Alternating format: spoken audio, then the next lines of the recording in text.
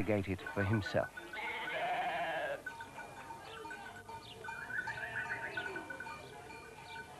He came across plenty of tales, but above all, great resentment that compensation was not paid for the damage that wolves do. But a dramatic picture was beginning to emerge, that the Spanish wolf is re-establishing itself in areas from which it was once banished.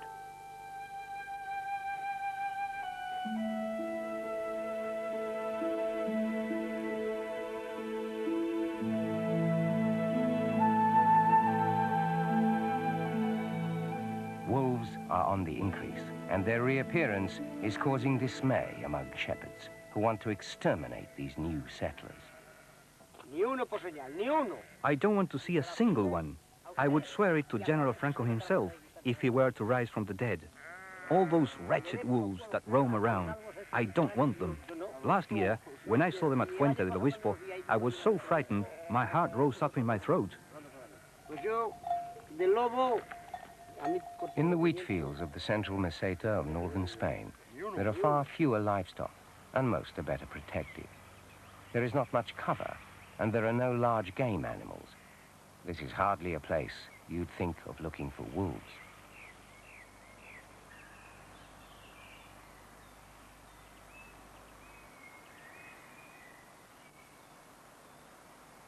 A rare glimpse of a new colony of Spanish wolves, which have returned to a region they once occupied.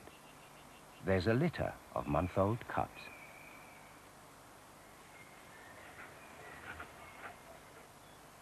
Now in July, the parents are in their sleeker summer coats. They're moving the cubs to a new den area, something they do every 2 or 3 weeks, so that they are less likely to be found.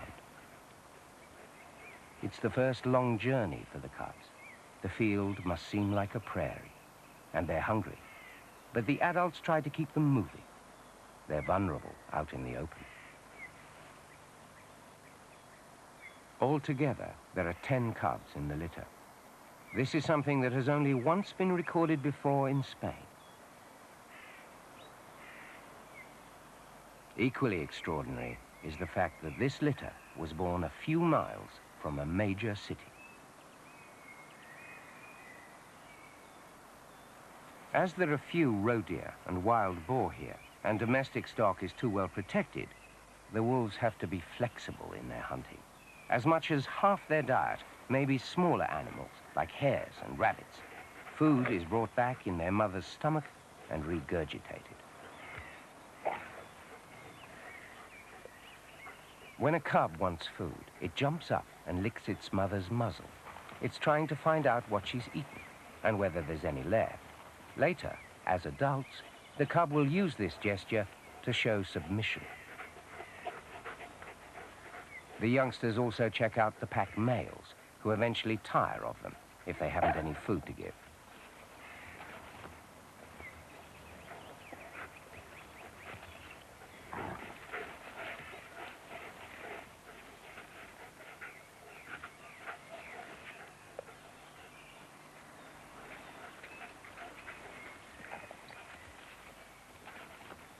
The female is protective and makes sure that the other adults don't take the cub's food.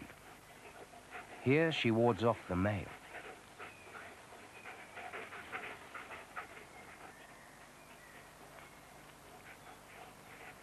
The cubs establish who's dominant and who's submissive. However, in the process, they form strong emotional bonds with each other and the adults. This is the side of the wolf we begin to identify with. Powerful emotional attachments, lasting family ties, complex patterns of communication, and strength tempered by friendship. But the subtleties of a wolf's family life have not been so widely appreciated in the Spanish countryside. By 1970, the all-out war waged against wolves had reduced their numbers to a few hundred. But then a new law banned the use of poisons, and the wolf began to recover. There are now between 1,500 and 2,000 wolves in Spain, the best population in Western Europe. But the war is by no means over. This family was later wiped out by poachers. Today's wolves turn up in unexpected places.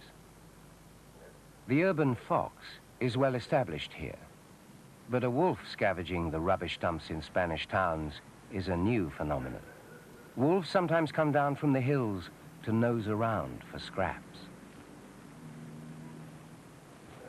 In areas where the wolf has reappeared, there are bound to be problems. How will stockmen protect their animals? In the Cantabrian mountains, game wardens like Emilio Roy are encouraging the use of a special breed of sheepdog. This is one of the mastins that has been bred in the farm we have. This is a typical Spanish race of dog used by shepherds to protect the cattle from wolves.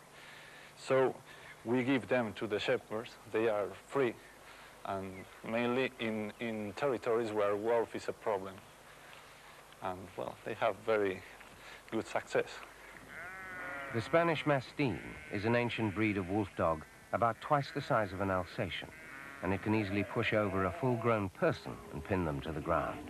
With a spiked collar to guard its throat, it's quite able to keep wolves at bay.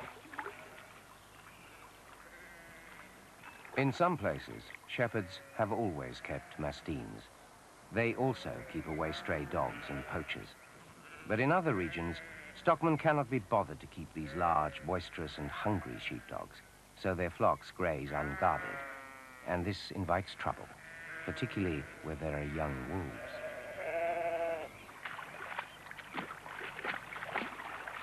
By the end of the winter, the cubs of the year are well grown.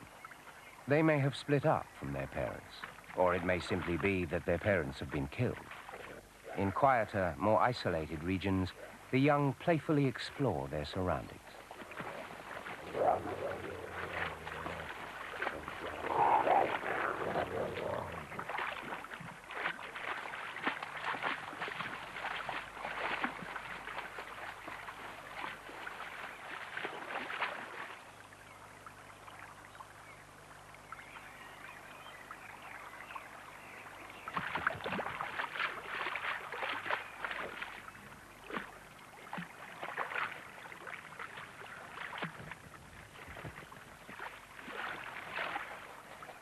A toad has come down to the lakeshore. It has a defense against predators, but the young wolves have to learn this.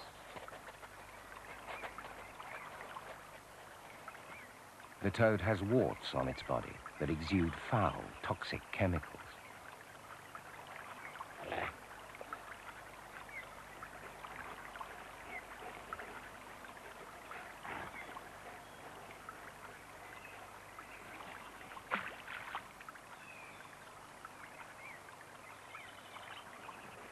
One of the young wolves has got a nasty mouthful of toad poison. The others weren't so inquisitive. It'll recover, given time, but the lesson not to mess around with toads is learnt. Groups of predators, which include youngsters, have been known to kill large numbers of sheep. Jackals and hyenas do this in Africa. But generally, adult wolves are less wasteful in their hunting. They also scavenge carcasses.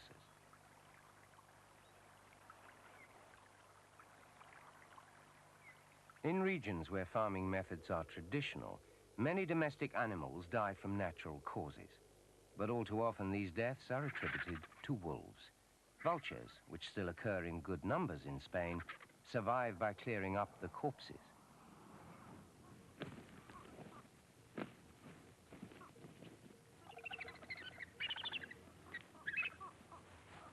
If a stockman comes across a scene like this in a wolf area, his immediate reaction is to blame the wolf.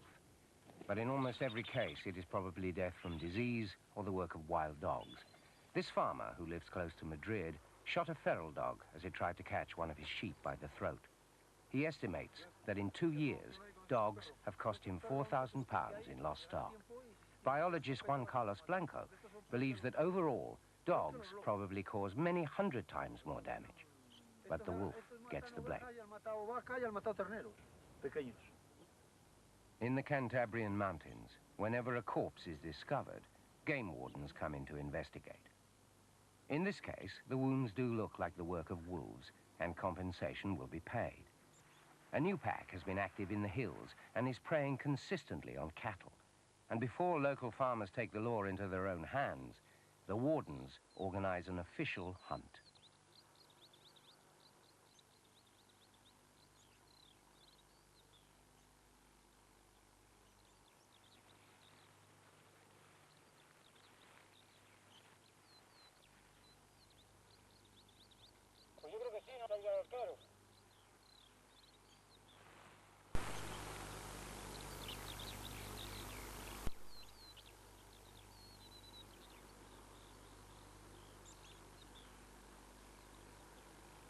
Que está muy húmeda.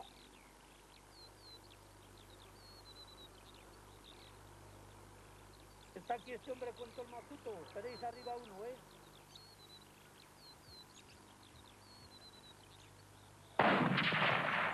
A single wolf is shot, but for the wolves of Spain as a whole, this is probably the lesser of two evils. 20 years ago, they were almost wiped out with poison. Now at least only a few problem animals are removed, and the hunting also diffuses the farmers' anger.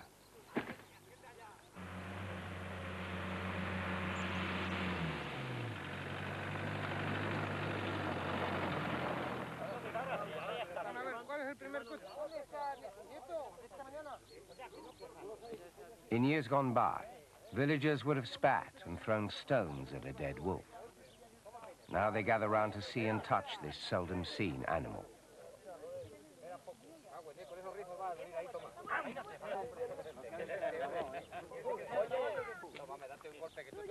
Many people find the killing of wolves abhorrent. But in general, biologists and game wardens think the wolf can survive limited local hunting. When I am alone, I'm thinking that poor wolf, maybe we are working with a species that we don't know if will survive to human progress. But reality shows you that there's a problem, there are attacks on cattle, and you have to allow some hunting.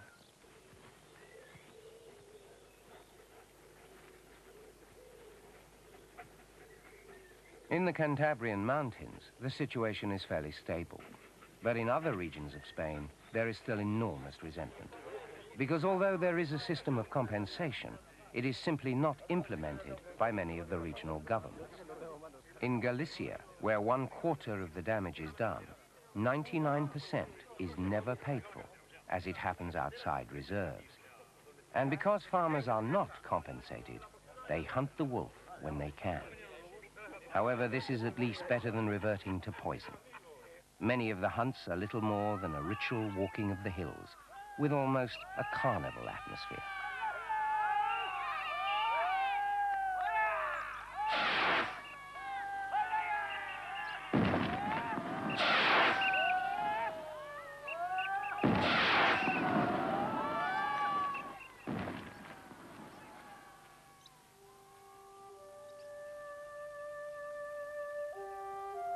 To ensure the wolf's survival in Spain, the compensation problem must be solved. Also, a means of diverting the wolf's attention from domestic stock is urgently needed. One way is to make sure that there are plenty of roe deer and other natural quarry available. Once they were heavily hunted, but now villagers are drifting away to work in the towns, the deer may recover.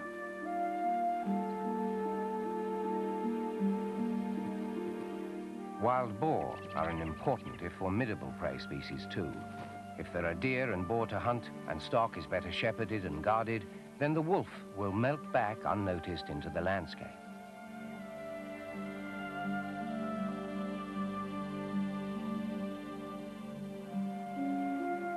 In urban Spain, public opinion is more favorable towards the wolf. But outside the cities, attitudes still have to change. In fact, they must change if this unique European population of wolves is not to disappear. The European community is considering helping in this process with funds for wolf conservation. If damages were paid, it might win over the stock farmers and shepherds. It is possible for wolves to live in areas inhabited by man.